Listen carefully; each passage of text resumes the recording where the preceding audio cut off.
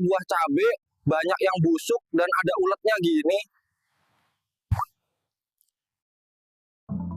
Di balik keindahan ladang-ladang hortikultura yang subur dan penuh harapan, tersembunyi ancaman kecil yang membawa kerusakan besar. Ia tak terlihat saat datang, namun hasilnya nyata. Buah-buah busuk, petani merugi, dan panen gagal. Inilah kisah tentang musuh kecil namun mematikan, lalat buah. Apakah lalat buah juga menyerang tanaman hortikultura? Lalat buah adalah serangga kecil dari keluarga Tephrididae. Spesies yang umum menyerang tanaman hortikultura di Indonesia antara lain Batrocera dorsalis dan Batrocera caramboli. Dengan ukuran tubuh hanya beberapa milimeter, mereka menyelinap ke ladang dan bertelur di dalam buah yang masih muda.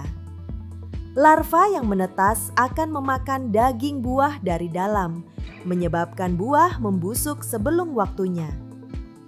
Buah yang terinvestasi pun tak lagi layak jual, bahkan untuk konsumsi sendiri.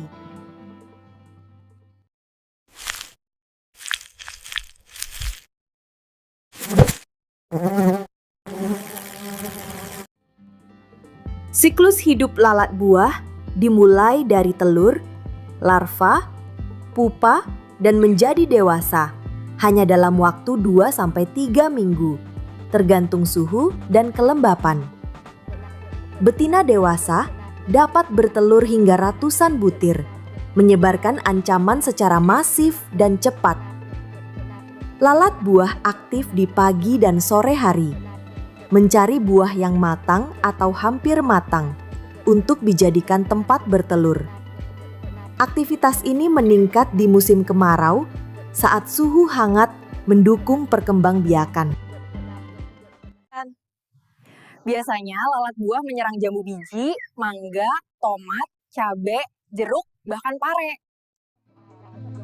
Di Indonesia, tanaman seperti jambu, mangga, tomat, cabai, dan jeruk menjadi sasaran utama lalat buah. Namun, serangan terhadap sayuran buah seperti paria dan gambas juga semakin sering terjadi. Buah paria yang tampak sehat dari luar bisa busuk di dalam karena ulah larva.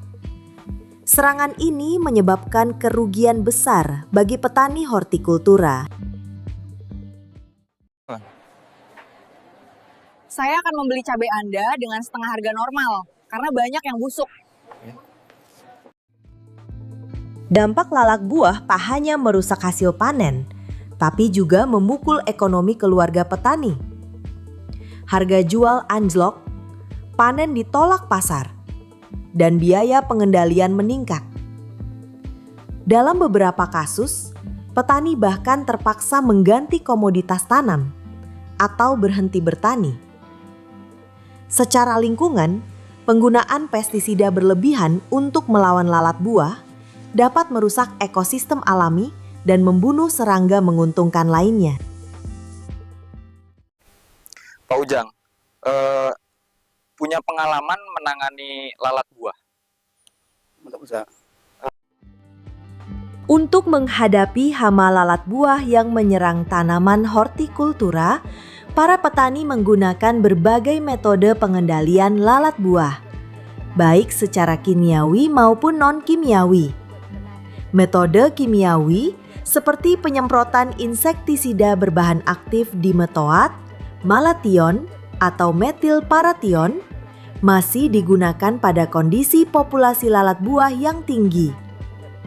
Namun penggunaannya harus sesuai dosis, waktu, dan alat pelindung agar aman bagi petani dan lingkungan.